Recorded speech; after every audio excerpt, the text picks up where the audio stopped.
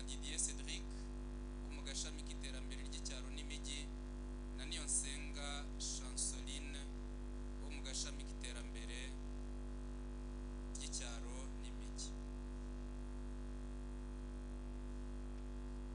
Igikorwa cyo gushyikiriza aba banyeshuri ishimwe ryabagenewe turagifashwamo n'abayobozi bakuru ba Iseka n'umuyobozi w'akarere ka Muhanga hamwe n'abahagarariye abafatanyabikorwa ba Iseka batanze bimwe mu bihembo bihabwa abanyeshuri.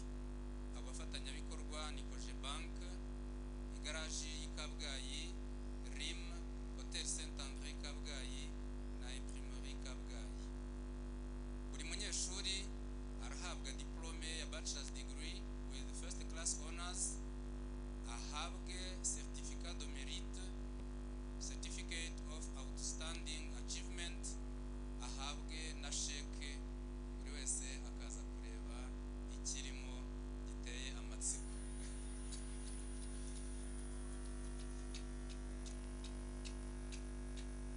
Ndasaba rero Mukandayisenga Gilbert kwegera nyiricyubahiro Musenyeri akamushyikiriza ibihembo bye.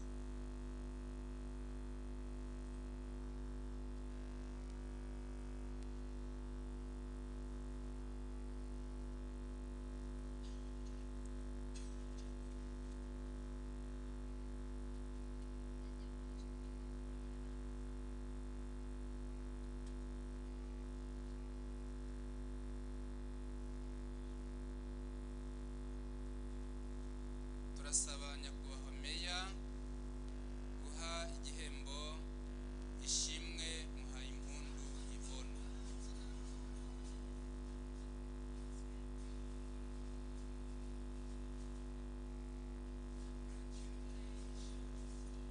Turasaba perezida w'inama y'ubutegetsi ya Iseka guha Niyomukiza Sylvie igihembo cyamugenewe.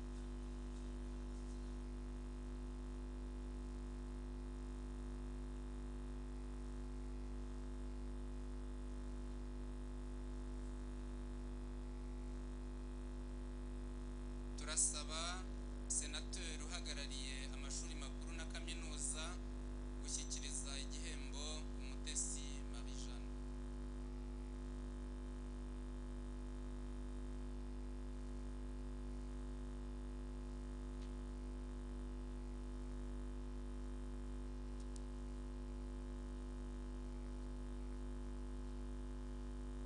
Turasaba umuyobozi mukuru wa Iseka Vice Chancellor gushyikiriza igihembo Kasugi Kimenyi Victoire.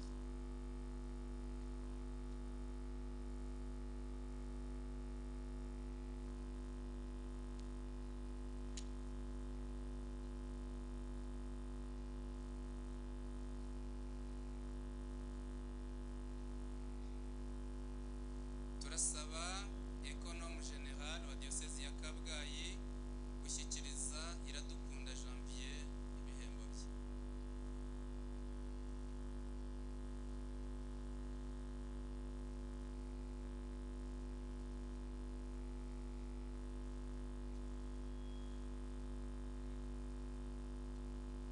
Turasaba uhagarariye Cogebank gushyikiriza Ndayishimiye Placide ibihembo byamugenewe.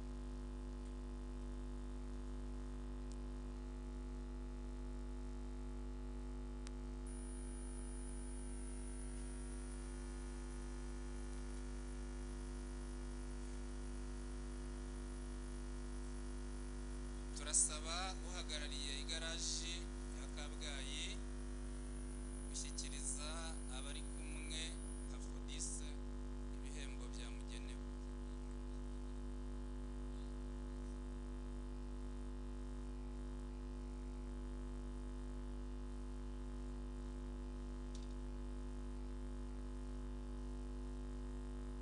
Turasaba uhagarariye RIM gushyikiriza Mukeshimana Marie Grace igihembo cyamugenewe.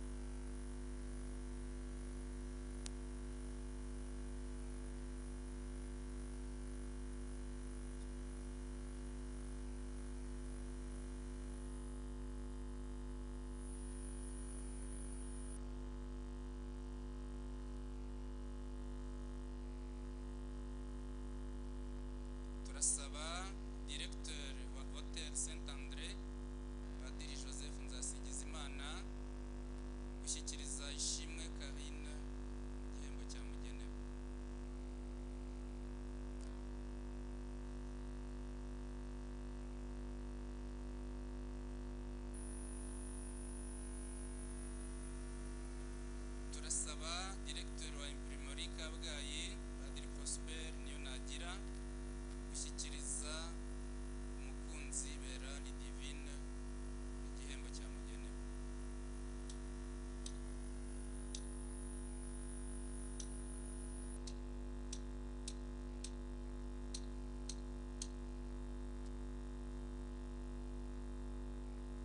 Turasaba uhagarariye Equity Bank gushyikiriza Nizeyimana Aliane igihembo cyamugenewe.